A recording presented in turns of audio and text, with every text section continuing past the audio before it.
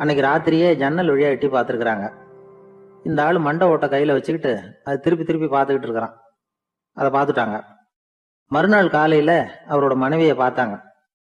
ஏம்மா, உன் வீட்டுக்காரருக்கு நீ முதல் மனைவியா ரெண்டாவது மனைவியா அப்படின்னு கேட்டாங்களாம். எனக்கு தெரிஞ்ச வரைக்கும் நான் ஒருத்தி தான் அவருடைய மனைவி அப்படின்னாங்களாம் அவங்க. அப்படி இல்லை, நீ அவருக்கு ரெண்டாவது மனைவி. முதல் மனைவியின் மண்டை ஓட்டை தான் அவர் தினமும் ராத்திரியில எடுத்து பார்த்துக்கிட்டு இருக்கிறார் அப்படின்னாங்க அடுத்த வீட்டு அம்மா. அப்படியா விஷயம் அப்படின்னு சொல்லிவிட்டு கணவன் வீட்டுல இல்லாத நேரமா பார்த்து அந்த மண்டை ஓட்டை எடுத்து கொண்டாந்து ஒரு உரல்ல போட்டு உலக்கையால குத்தி நொறுக்க ஆரம்பிச்சுட்டாங்க. வெளியில போயிருந்த அந்த ஆள் அப்பதான் உள்ள நுழைஞ்சார். மண்டை ஓடு உலக்கை கிட்ட குத்து வாங்கிட்டு இருக்கு. அது அனுபவிக்க வேண்டியது இன்னும் கொஞ்சம் பாக்கி இருக்குங்கிறதுக்கு அர்த்தம் எனக்கு இப்பதான் புரிஞ்சுது அப்படின்னாராம் அவர். இந்த கதையிலேருந்து நாம இன்னொரு நீதியையும் புரிஞ்சுக்கணும். அதாவது நம்ம வீட்டை பத்தி நமக்கு புரியாததெல்லாம் அடுத்த வீட்டுக்காரங்களுக்கு நல்லா புரியும். என்னை விட யோக்கியம் இந்த உலகத்துல வேற யாரும் இல்லை சார் அப்படின்னார் ஒருத்தர். அவரை விட அயோக்கியன் வேற யாரும் இருக்க முடியாதுங்கிற முடிவுக்கு கேட்டவங்க வந்துட்டாங்களாம். மனுஷனுக்கு இருக்கிற ஒரு மிகப்பெரிய குறையே தன்கிட்ட இருக்கிற குறை அவனுக்கு தெரியாம போறது தான். ஆனா அடுத்தவங்கிட்ட இருக்கிற குறை இவனுக்கு தெளிவா தெரிஞ்சிடும். ஒரு ஒட்டகம் ஒரு கொக்கை பார்த்து ஒரு கேள்வி கேட்டுதான். என்ன கேள்வி தெரியுமா? உன் கழுத்து ஏன் இப்படி வளைஞ்சு போயிருக்குது அப்படின்னு கேட்டிருக்கு. இதுக்கு உடம்பே வளைச்சல். இது போய் கொக்கை கிண்டல் பண்ணுது. இன்னைக்கு மனித சுபாவமும் கிட்டத்தட்ட இப்படித்தான் இருக்குது. இந்த உலகத்துல குறையில்லாத மனிதர்கள் யாரும் கிடையாது, நாம உள்பட அப்படிங்கிறத முதல்ல நாம நல்லா புரிஞ்சுக்கணும். ஒரு ஊர்ல ஒரு விற்பனை நிலையம் இருந்தது. செல்ல பிராணிகளை விற்பனை செய்யற நிலையம் அது. நாய், கிளி, பூனை இப்படி நிறைய வச்சு விற்பனை பண்ணிட்டு இருக்கிறாங்க. நாய்க்குட்டி விற்பனை செய்யற பகுதியில ஒரு சிறுவன் நின்றுகிட்டு இருந்தான். விற்பனை செய்யற ஆளுகிட்ட விலை கேட்டுக்கிட்டு இருந்தான். அதோ இருக்குதே அந்த நாய்க்குட்டி என்ன விலை அப்படின்னு கேட்டானா. 1000 ரூபா அப்படின்னாரான். சரி, அது வேணாம், இது என்ன விலைன்னு இருக்கான். 500 ரூபா அப்படின்னாரான். இந்த சின்ன பையன் கையில வச்சிருந்தது வெறும் 50 ரூபா தான். அதனால இதை விட குறைச்சலா கிடைக்குமான்னு பார்த்துருக்கான். அந்த கடையில ஒரு மூலையில சரியா கவனிக்கப்படாம ஒரு நாய்க்குட்டி படுத்து கிடந்தது. பாவமா கத்திக்கிட்டு இருந்தது. அதை பார்த்ததுமே இவனுக்கு அது ரொம்ப பிடிச்சி போச்சு. உடனே அந்த கடைக்காரரை பார்த்து, அதுவும் அந்த மூலையில படுத்து கிடக்குதே அந்த நாய்க்குட்டி என்ன விலை அப்படின்னு கேட்டிருக்கான். தம்பி, அது ஒரு கால் ஊனம், அதனால அது உன்னோட குதிச்சு விளையாடவோ ஓடுறதோ அதால முடியாத காரியம் அப்படின்ட்டுருக்காரு அவர். அது தெரிஞ்சுதாங்க கேட்குறேன், அதோட விலை என்ன அதை மட்டும் சொல்லுங்களேன் அப்படின்ட்டுருக்கான். தம்பி, இது கால் ஊனம் உள்ள ஒரு நாய். இதை போய் காசு கொடுத்து வாங்கறதுக்கு யாராவது பிரியப்படுவாங்களா? இதை நான் உனக்கு இலவசமாகவே தர்றேன், எடுத்துகிட்டு போ அப்படின்னாரான். இதை கேட்டதான் அந்த சிறுவனுக்கு கோவம் வந்துட்டு தான். நீங்கள் ஒன்றும் சும்மா கொடுக்க வேணாம், இந்தாங்க 50 ரூபா, இதை வச்சுக்கிட்டு நாய்க்குட்டியை கொடுங்க அப்படின்ட்டுருக்கான். அவருக்கு ஒன்றும் புரியல, ஆச்சரியமாக இருந்தது. சரின்னு பணத்தை வாங்கிட்டு நாய்க்குட்டியை தூக்கி கொடுத்தார். அந்த சிறுவன் அந்த நாய்க்குட்டியை 2 கையாலையும் வாங்கினா, மார்போட பிரியமாக சேர்த்து அணைச்சிக்கிட்டான். தெருவில் இறங்கி நடக்கிறான். அப்படி நடக்கும் பொழுதுதான் பார்க்குறார், கடைக்காரர் ஆச்சரியமாக அவனை பார்க்குறாரு. அப்போ தான் அவருக்கு ஒரு விஷயம் புரியுது. அந்த சிறுவன் தெருவில் நாய்க்குட்டியை மார்போடு அணைச்சிக்கிட்டு விந்தி விந்தி நடந்து போய்கிட்டு இருக்கிறான். ஆமாம், அவனுக்கும் ஒரு கால் ஊனம். இந்த நாய்க்குட்டியை யாருமே வாங்க மாட்டாங்கன்னு நினச்சிக்கிட்டு இருந்தார். குறையுள்ள அதுக்கும் ஒரு எஜமானன் கிடைச்சுட்டான். அதனால ஊனம் ஒரு குறை இல்லை அப்படிங்கிற உண்மையை அந்த கடைக்காரர் புரிஞ்சுக்கிட்டாராம். நம்மால் ஒருத்தர் கொஞ்சம் வயசானவர், எழுந்திரிச்சு சரியாக நடக்க முடியாது, சாய்வு நாற்காலியிலேயே எப்போ உட்காந்துருப்பார். அவரு தனக்கு துணையா ஒரு நாயை பக்கத்தில் வச்சிருந்தார். அதுவும் ரொம்ப வயசான ஒரு நாய், எழுந்திரிக்கவே சிரமப்படும், நடக்கவும் முடியாது. அவர் பக்கத்திலேயே இதுவும் சோர்ந்து போய் படுத்து கிடக்கும். அந்த பெரியவரை பார்க்க வந்த ஒருத்தர் கேட்டார், ஏங்க, ஒரு சின்ன பையனை உங்களுக்கு துணையா வச்சுக்க கூடாதா? இந்த நாயை உங்களுக்கு பாதுகாப்பாக வச்சிருக்கிறீங்களே, உங்களுக்கு ஒரு ஆபத்துன்னா இது எப்படி உங்களுக்கு உதவ முடியும் அப்படின்னார். அப்போ அவர் சொன்னாராம், எனக்கு ஒரு ஆபத்துன்னா அந்த சமயத்தில் இந்த நாய் என்னை தனியாக விட்டுட்டு ஓடி போயிடாமல் இருக்கணும்ல, அதுக்காகத்தான் இதை நான் வச்சிருக்கிறேன் அப்படின்னாராம்.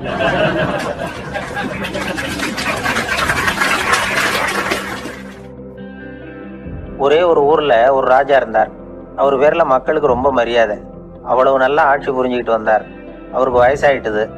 அதனால ஒரு நாள் அமைச்சரை கூப்பிட்டார். இதை பாருங்க, எனக்கு வயசாயிட்டுது, அதனால இந்த அரச பொறுப்பை எல்லாம் நீங்க ஏத்துக்குங்க அப்படின்னார். அதுக்கப்புறம் ராணியை கூப்பிட்டார். வா, நாம இனிமே இங்க இருக்க வேணாம், காட்டுக்கு போய் தவம் பண்ணலாம் அப்படின்னு கூப்பிட்டார். இந்த செய்தி மக்களுக்கு அறிவிக்கப்பட்டது. மக்கள் உடனே கூட்டம் கூட்டமா அரண்மனைக்கு வர ஆரம்பிச்சுட்டாங்க. மன்னரை போய் பாக்குறாங்க. அரசே, தாங்கள் எங்களுக்கு தந்தை மாதிரி.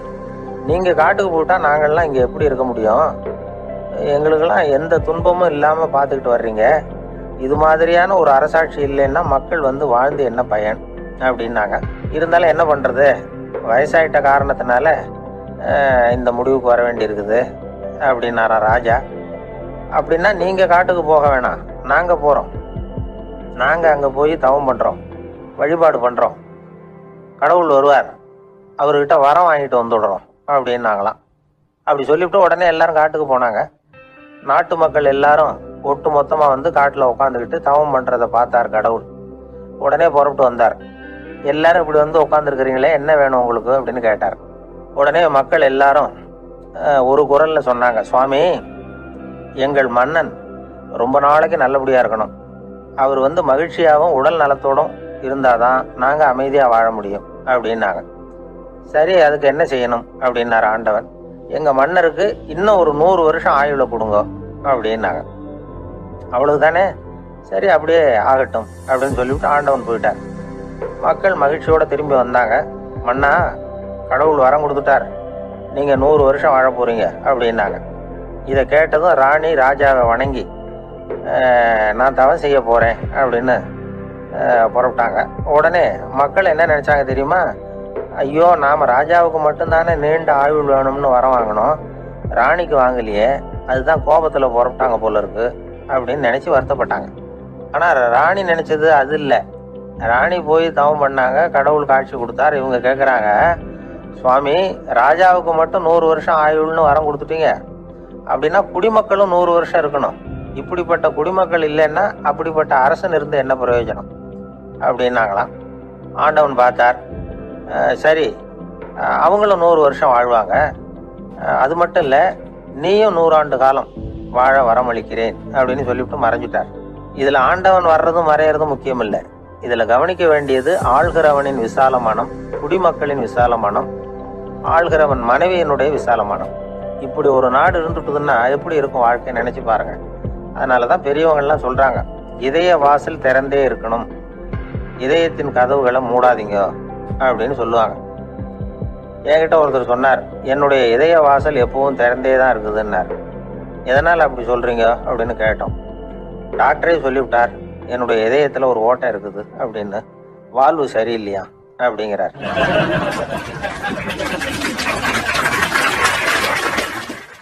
ஒரு ஜென் துறவி, அவருக்கு ரொம்ப வயசாயிட்டுது, கடைசி காலம். நண்பர்களெல்லாம் கூப்பிட்டார். நண்பர்களே, நான் வந்து வித்தியாசமான முறையில் சாகணும்னு ஆசைப்படுறேன், அதுக்கு ஏதாவது யோசனை சொல்லுங்களேன் அப்படின்னு கேட்டாராம். நண்பர்கள் சிரிச்சாங்க. என்ன பேச்சு பேசுறீங்க, சாவறதுங்கிறது என்ன விளையாட்டு கத்தனமான காரியமா அப்படின்னு கேட்டிருக்காங்க. அந்த துறவி கொஞ்ச நேரம் யோசனை பண்ணார். அப்புறம் கேட்டாராம், இது வரைக்கும் யாராவது நடந்துக்கிட்டே இறந்துருக்குறாங்களா அப்படின்னாராம். எல்லாரும் இல்லைன்னாங்களாம். ஒருத்தர் மட்டும் சொல்லியிருக்கார், அப்படியும் ஒருத்தர் இறந்துருக்கிறதாக ஒரு கதையில் படிச்சிருக்கிறேன், ஒரு ஞானியால் தான் அப்படியெல்லாம் செய்ய முடியும் அப்படின்னு அவர் சொன்னாராம். சரி, அப்படின்னா அந்த முறை நமக்கு வேணாம், நின்றுக்கிட்டே யாராவது உயிரை விட்டுருக்காங்களா அப்படின்னு விசாரிச்சாராம். அப்படியும் ஒருத்தர் இறந்துருக்கிறார் அப்படின்னாங்களாம்.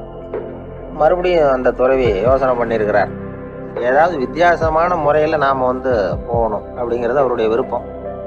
மனிதன் எப்படி வாழ்கிறானோ அப்படி இறப்பது தான் நல்லது. சரி, யாராவது தலைகீழாக வந்து யோகம் செய்யும் நிலையில் இறந்துருக்கிறாங்களா அப்படின்னு விசாரிச்சாராம். நண்பர்கள் சிரிச்சாங்க. தலைகீழாக நின்னபடி இறந்ததாக நாங்கள் கேள்விப்பட்டதே இல்லை, அது முடியாத காரியம் அப்படின்னு இருக்காங்க. இப்போ அந்த துறவிக்கு திடீர்னு உற்சாகம் வந்துட்டுது. உடனே எழுந்திரிச்சார், தலைகீழாக நின்னார், அப்படியே உயிரை விட்டுட்டார். அவ்வளோதான். அந்த மடாலயத்தில் ஒரே குழப்பம், எப்படி அவரை கீழே இறக்கி படுக்க வைக்கிறது அப்படின்னு புரியல. இப்படி உயிர் விடுறதை பற்றி அவங்க இது வரைக்கும் கேள்விப்பட்டதும் இல்லை. உண்மையிலேயே வந்து இவர் வந்து இறந்து தான் போனாராங்கிறதும் தெரியல. சோதிச்சு பார்த்தாங்க, இதய துடிப்பு, நாடி துடிப்பு எல்லாம் நின்று போயிருந்தது. இவர் எப்போவும் இப்படித்தான், என்ன பண்ணுறது இப்போ அப்படின்னு சொல்லி எல்லாரும் குழம்பிக்கிட்டு இருக்கிற சமயத்தில் ஒரு பெரிய ஒரு யோசனை சொன்னார். இந்த துறவியோட மூத்த சகோதரி பக்கத்து மடாலயத்தில் இருக்கிறாங்க, அவங்களை இங்கே அழைச்சிட்டு வந்தால் ஏதாவது வழி கிடைக்கும் அப்படின்னார். அந்த அம்மாவுக்கு 90 வயசு. அழைச்சிட்டு வந்தாங்க. ஒரு குச்சியை ஊன்றிக்கிட்டு அப்படியே மெதுவாக நடந்து வந்தாங்க. வந்து, தம்பி, தலைகீழாக நின்று உயிர் விட்டு இறக்கிறத பார்த்தாங்க. தம்பின்னு கூப்பிட்டு பார்த்தாங்க, ஒன்றும் காணும். உடனே என்ன பண்ணாங்க, தன்னுடைய கைத்தடியால் தம்பியோட உடலை ஒரு தட்டு தட்டினாங்க. ஏப்பா, சாகரப்பும் உன்னுடைய குறும்புத்தனத்தை விடலையா? இப்படியாடா சாகிறது? ஒழுங்கா செத்து தொலை அப்படின்னாங்களாம். அவ்வளவுதான். உடனே அந்த துறவி திரும்பி நேரா நின்னார். அக்கா கோவப்படாத, நான் ஒழுங்கா சாகிறேன், எப்படி செத்தா என்ன, எல்லாம் எனக்கு ஒண்ணுதான் அப்படின்னு சொல்லிவிட்டு அப்படியே தரையில படுத்து உயிரை விட்டாராம். அதுக்கப்புறம் அந்த அம்மா கோலை வந்து கையில எடுத்துக்கிட்டு அப்படியே திரும்பி கூட பார்க்காம அவங்க பாட்டுக்கு போயிட்டாங்க. மரணத்தை ஒரு விளையாட்டாக ஆக்கிய அந்த துறவிக்கு வாழ்க்கையே ஒரு விளையாட்டா தான் இருந்திருக்கு. எந்த நோக்கமும் இல்லாம செயல்படுறதுன்னா என்னங்கிறதும் அவருக்கு தெரிஞ்சிருக்குது. பயனை எதிர்பார்க்காம பணி செய்து வாழ்ந்து மறைந்த மகான் அவர். ஒரு தீக்குச்சி தீப்பெட்டியை பார்த்து கேட்டுதான், நாம 2 பேரும் தானே உரசிக்கிறோம், ஆனா நான் மட்டும் தீ பிடிச்சி எரிஞ்சு போறேன், நீ அப்படியே இருக்கிறியே அப்படின்னு தான். அதுக்கு தீப்பெட்டி சொல்லி இருக்குது, உனக்கு தலையில கணம் இருக்கு அதனால அழிஞ்சு போற அப்படின்னு தான். எப்படி இருக்கு பாருங்க இந்த பதில். தலையில கணம் உள்ளவங்க யாருமே சரியா இருக்க முடியாது. எவ்வளவு பெரியவங்களா இருந்தாலும் சரி, ரொம்ப கஷ்டம்தான் அது. கர்வம்ங்கிறது கூடவே கூடாது. இதை விளக்கறதுக்கு மகான் ஒருத்தர் ஒரு சம்பவத்தை சொல்றார். அர்ஜுனன் வந்து தீர்த்த யாத்திரை பண்ணானா. அப்போ தென்னிந்தியாவுக்கு வந்திருக்கிறான். ராமேஸ்வரத்துக்கு போனப்போ அங்க இலங்கைக்கு கல்லுலாம் அடுக்கி போடப்பட்டிருந்த பாலத்தை பார்த்தானா. ஒரு சின்ன குரங்கு அதுக்கு பக்கத்துல விளையாடிட்டு இருந்திருக்கு. அதை பார்த்துட்டு அர்ஜுனன் சிரிச்சிருக்கான். ஏன் சிரிக்கிறேன்னு கேட்டிருக்கு அந்த குரங்கு. ராமன் மிகச்சிறந்த வில் வீரன், அப்படி இருக்கிறப்போ அவன் வந்து இலங்கைக்கு அம்புகளாலேயே ஒரு பாலம் கட்டியிருக்கலாம். அதை விட்டுட்டு போயும் உன்ன மாதிரி குரங்குகளை துணையா வச்சுக்கிட்டு இப்படி ஒரு கருங்கல் பாலத்தை கட்டியிருக்கிறானே அப்படின்னு. நானா அம்புகளால பாலம் கட்ட முடியுமா அப்படின்னு கேட்டுதான் குரங்கு. ஏன் முடியாது, என்னால முடியுமேன்னு இருக்கான் அர்ஜுனன். அம்பால பாலம் கட்டலாம், இருந்தாலும் என்ன மாதிரி குரங்குகள் ஏறி நடந்தா அது தாங்குமா? அதனாலதான் ராமர் வந்து கருங்கல் பாலமே கட்டினார் அப்படின்னு குரங்கு சொல்லிச்சான். அப்படியே சொல்ற, நான் வேணும்னா இப்ப அம்புகளாலேயே ஒரு பாலத்தை கட்டுறேன், நீ அது மேல ஏறி நடந்து பார். பாலம் விழுந்துட்டுதுன்னா நான் தீ மூட்டி அதுல குதிச்சு உயிர் தியாகம் பண்ணி விடுறேன் அப்படின்னு நான் ரொம்ப கோபமா. உடனே அந்த சின்ன குரங்கு பெரிய உருவம் எடுத்துட்டுதான். கையில கதையோட அர்ஜுனன் முன்னாடி நிக்கிறான் அனுமன். பார்த்தா, என்னுடைய தலைவர் ராமரியா இழிவா பேசுற, நீ இப்போ பாலம் கட்டு, நான் என்னுடைய பலத்தை காட்டுறேன் அப்படின்னு அனுமன். அர்ஜுனன் வந்து தன்னுடைய காண்டிபத்தை எடுக்கிறான், சரமாரியா அம்புகளை விடுறான். அதெல்லாம் ஒன்னோட ஒண்ணு கோத்துக்கிட்டு அப்படியே பாலம் மாதிரி நிக்குது. அர்ஜுனன் தலை நிமிர்ந்து நின்னான். அனுமன் வந்து உயர கிளம்பி அங்கிருந்து பாலத்துல வந்து பொத்துன்னு இறங்கினான். பாலம் அப்படியே நொறுங்கி போச்சு தூள் தூளா. என்ன அர்ஜுனா, இப்ப என்ன செய்ய போற அப்படின்னு நான் ஏளனமா. அர்ஜுனன் தலையை தொங்க போட்டுக்கிட்டான். சொன்னபடி தீ மூட்டி அதுல குதிக்கிறதுக்காக 3 தடவை சுத்தி வந்தான். அப்போ கிருஷ்ணர் அங்க வந்தார். என்ன அர்ஜுனா, என்ன நடக்குது, என்ன இது அப்படின்னு ஒன்னும் தெரியாத மாதிரி கேட்டார். அர்ஜுனன் வாயை திறக்கிறதுக்கு முன்னாடி அனுமன் வாயை திறந்தான், நடந்ததை சொன்னான். அர்ஜுனன் சவால் விட்டபடி உயிர் திறந்தே ஆகணும்னு அனுமன். கிருஷ்ணர் யோசனை பண்ணார். நல்லது, இந்த சவால் விட்டதுக்கும் நடந்ததுக்கும் யார் சாட்சி? பெரிய ஒருத்தரை சாட்சியா வச்சுக்கிட்டல்லவா நீங்க இந்த போட்டியை நடத்தி இருக்கணும் அப்படின்னார். அதனால என்ன, இப்ப மறுபடியும் அந்த போட்டியை நடத்திவிட்டா போச்சு, என்னால அந்த அம்பு பாலத்தை நொறுக்க முடியாதா அப்படின்னு அனுமன். சரி, இப்ப மறுபடியும் அது நடக்கட்டும்னார் கிருஷ்ணர். அர்ஜுனன் அம்பு பாலம் அமைச்சான். அனுமன் ஏறி குதிச்சான். பாலம் அசைஞ்சு கொடுக்கவே இல்லை, அவ்வளவு உறுதியா இருக்கு. இப்ப அனுமன் தலையை குனிஞ்சுக்கிட்டான். அர்ஜுனன் நன்றியோட நிமிர்ந்து பார்த்தான். கிருஷ்ணருடைய தோள்கள்லையும் முதுகள்லையும் ரத்தம். என்ன சுவாமி, என்ன நடந்ததுன்னு நான் பதறி போய், உன் அம்பு பாலத்தை நான் தான் மூட்டு கொடுத்து தாங்கிட்டு இருந்தேன். அனுமன் குதிச்சப்போ என் மேல ஏற்பட்ட காயங்கள் இவை. பின்ன உன்னுடைய அம்பு பாலத்தினாலியா பாலம் நின்னுதுன்னு நினைக்கிறேன் அப்படின்னாராம். முதல்ல வந்து அர்ஜுனன் அப்புறம் அனுமன் 2 பேருக்குமே கர்வ பங்கம் ஆயிட்டுதான். அதாவது அவங்க கிட்ட இருந்த கர்வம் போயிடுது. யாரா இருந்தாலும் கர்வம் கூடாதுங்கிறத இதுல இருந்து நாம புரிஞ்சுக்கணும். இந்த காலத்துல நாமெல்லாம் எந்த விஷயத்துக்கெல்லாம் கர்வப்பட்டு இருக்கோம் தெரியுமா? 2 பெண்கள் தங்களுடைய கணவன்மார்களை பத்தி ரொம்ப பெருமையா பேசிக்கிட்டாங்களாம். அதுல ஒரு அம்மா சொல்லியிருக்கு, என் வீட்டுக்காரர்கிட்ட எந்த சப்ஜெக்ட் கொடுத்தாலும் சரி அந்த விஷயத்த பத்தி அழகா 1 மணி நேரம் பேசுவார் அப்படின்னாங்களாம். உடனே இன்னொரு அம்மா, அது என்ன பிரமாதம், என் வீட்டுக்காரருக்கு சப்ஜெக்டே தேவையில்லை, விஷயமே இல்லாம நாள் பூரா பேசிக்கிட்டு இருப்பார் அப்படின்னாங்களாம்.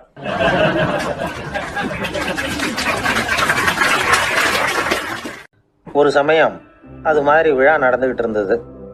வைகுண்டத்திலிருந்து தேவலோகத்திலிருந்து நிறைய தேவகுமாரர்கள்லாம் காசி நகருக்கு அப்போ வந்திருந்தாங்க. அதுல முக்கியமா ஒரு 4 தேவகுமாரர்கள். அந்த 4 பேரையும் சுத்தி ஏகப்பட்ட கூட்டம். அப்படி என்ன விசேஷம் அவங்க கிட்ட அப்படின்னா, மற்றவங்களை விட அவங்க முகம் அழகா இருந்ததா அப்படி பார்த்தா அப்படியே இல்லை. அவங்க அணிஞ்சிருந்த மலர் மாலைகள் தான் அதுக்கு காரணமா.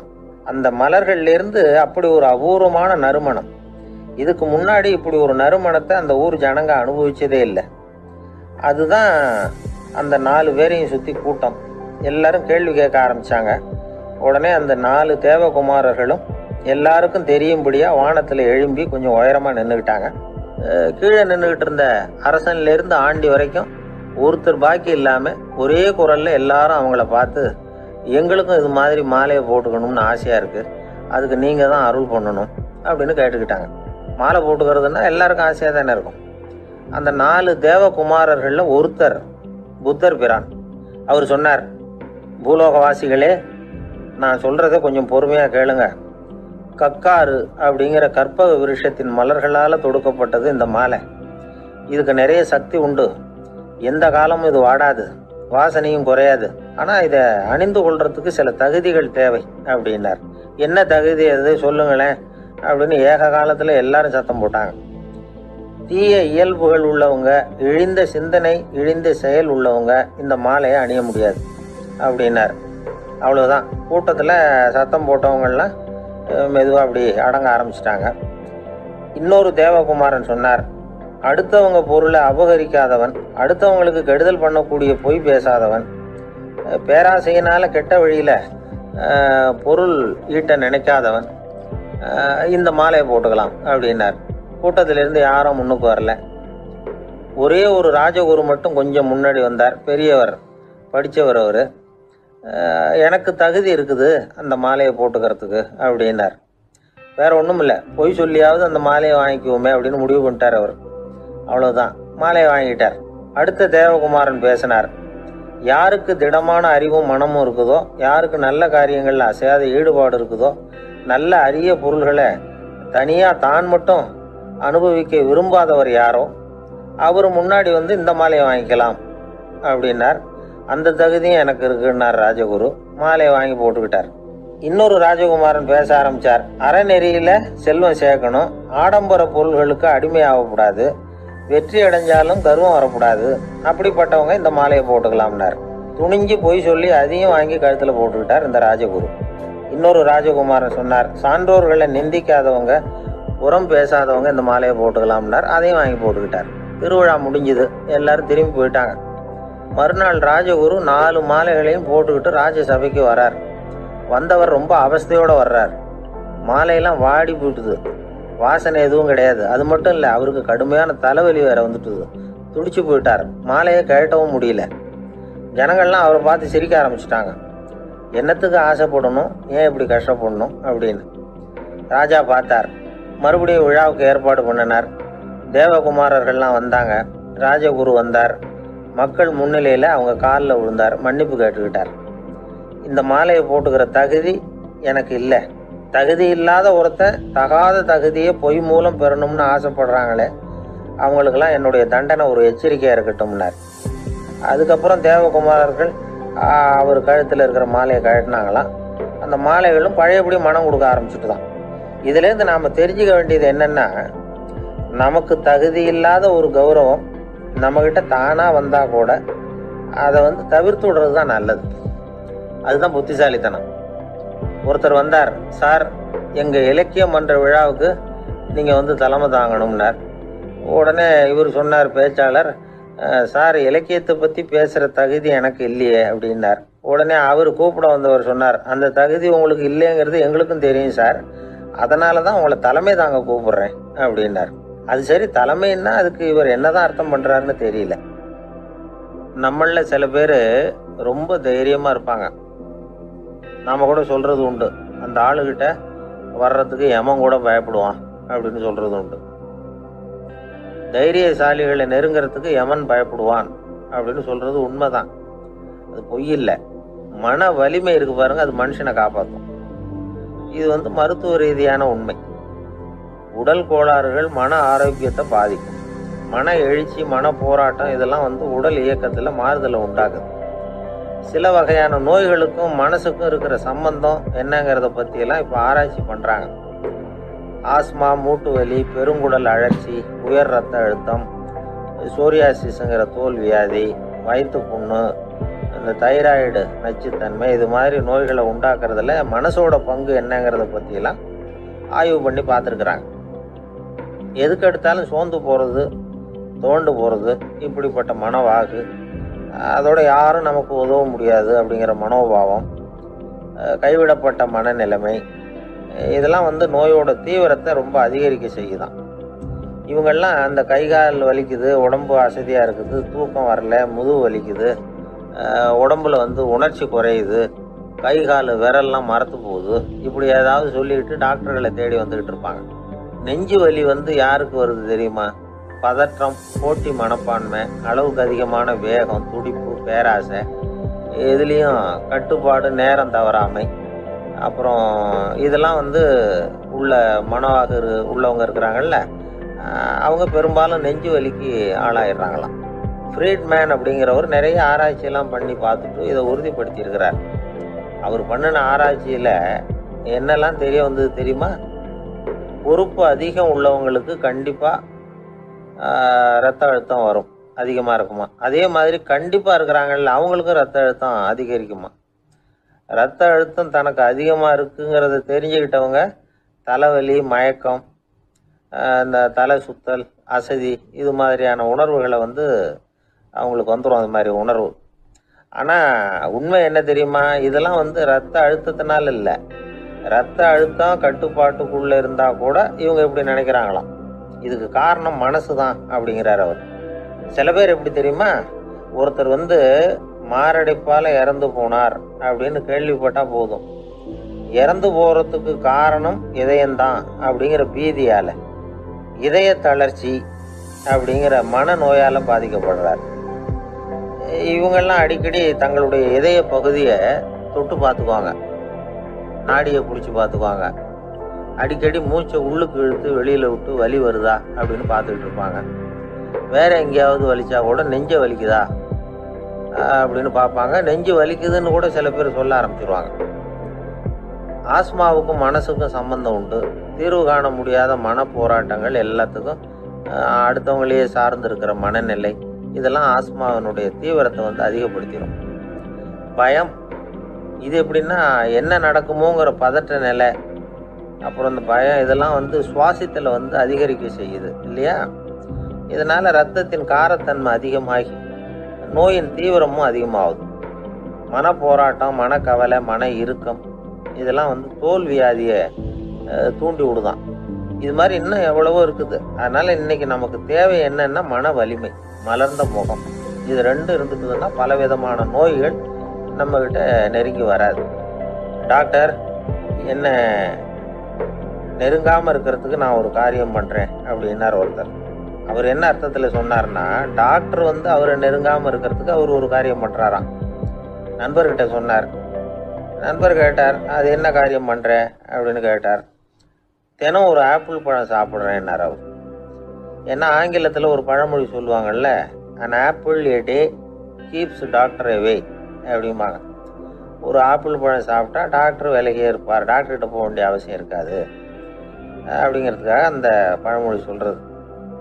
என்னன்னா, யாருமே நெருங்காமல் இருக்கிறதுக்கு நான் ஒரு காரியம் பண்ணுறேன்னாரு இன்னொருத்தர். டாக்டர் நெருங்காமல் இருக்கிறதுக்கு ஆப்பிள் பழம் சாப்பிட்றேன்னார் அவர். என்ன யாருமே நெருங்காமல் இருக்கிறதுக்கு நான் ஒரு காரியம் பண்ணுறேன்னார் இன்னொருத்தர். அது என்னன்னு கேட்டோம். தினம் ஒரு பூண்டு சாப்பிட்றேன்னார். ஏ கார்லிக் எ டே கீப்ஸ் எவரிபடி அவே அப்படின்னு அதுக்கு ஒரு புது விளக்கமும் கொடுத்தார்.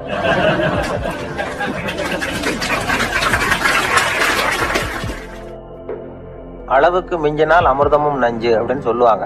அது உண்மைதான்.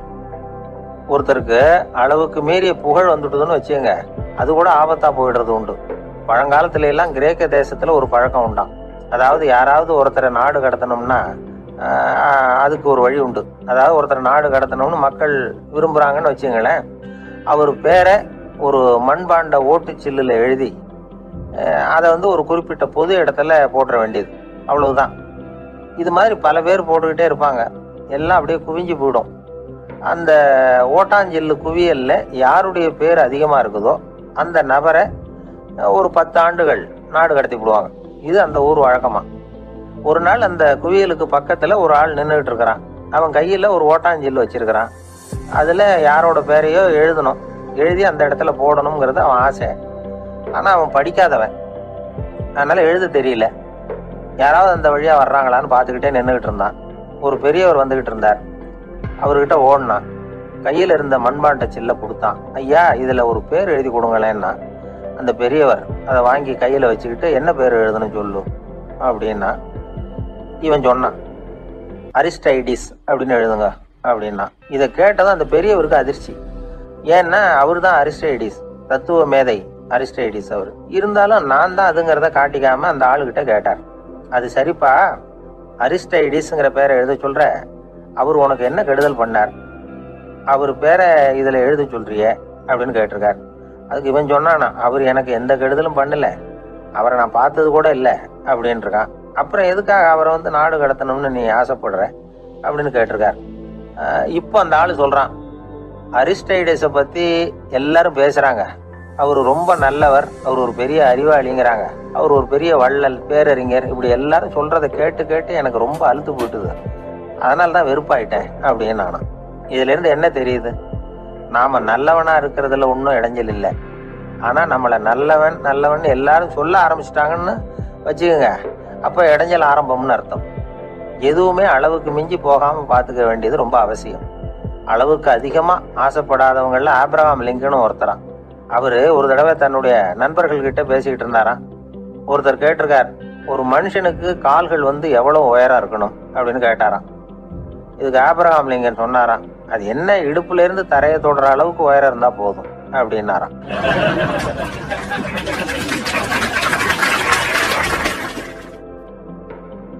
ஒரு ஊர்ல ஒரு ராஜா இருந்தார். அவர் ஒரு பூனை வளர்த்தார். ரொம்ப செல்லமா அவர் அந்த பூனையை வளர்த்தார். அவர் என்ன பண்ணுவார் தெரியுமா? இரவு நேரத்துல அந்த பூனையோட தலையில ஒரு விளக்க வச்சிருவார். அந்த பூனை ரொம்ப ஜாக்கிரதையா அந்த விளக்கு கீழே விழுந்துடாம பாத்துக்கும். தலையை ஆட்டாம ரொம்ப நிதானமா ராஜா பின்னாடி நடந்து போய்கிட்டே இருக்கும். அந்த விளக்கு வெளிச்சத்துல எல்லா வேலைகளையும் செஞ்சிருவார். கையில ஒரு விளக்க தனியா எடுத்துட்டு போக வேண்டிய அவசியமே இல்லை. விளக்க தூக்கிட்டு போற வேலையை அந்த பூனை பாத்துக்கும். அதனால ராஜாவுக்கு அந்த பூனை மேல ரொம்ப பிரியம். மந்திரிகளை எல்லாம் கூப்பிட்டு அவங்க கிட்ட சொல்லுவார், பாத்தீங்களா இந்த பூனை எவ்வளவு விசுவாசமா நடக்குது, என் பேர்ல எவ்வளவு மரியாதை பாத்தீங்களா அதுக்கு அப்படிம்பார். இதை கேட்டுட்டு அங்கிருந்த அமைச்சர்கள் ஒருத்தர் சொன்னார், மன்னா நீங்க சொல்றது சரிதான், இருந்தாலும் இந்த பூனையோட விசுவாசத்தை நாம கொஞ்சம் சோதிச்சு பார்க்க வேண்டியிருக்கு அப்படின்னாராம்.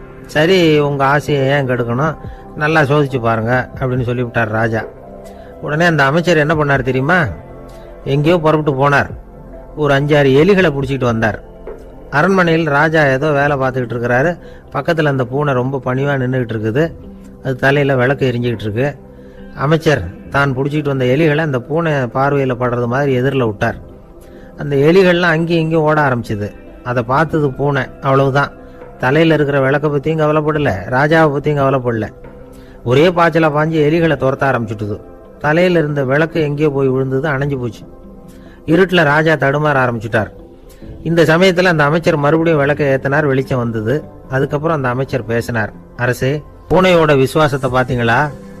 எலி அது கண்ணுல படுற வரைக்கும் தான் விசுவாசமா இருந்தது.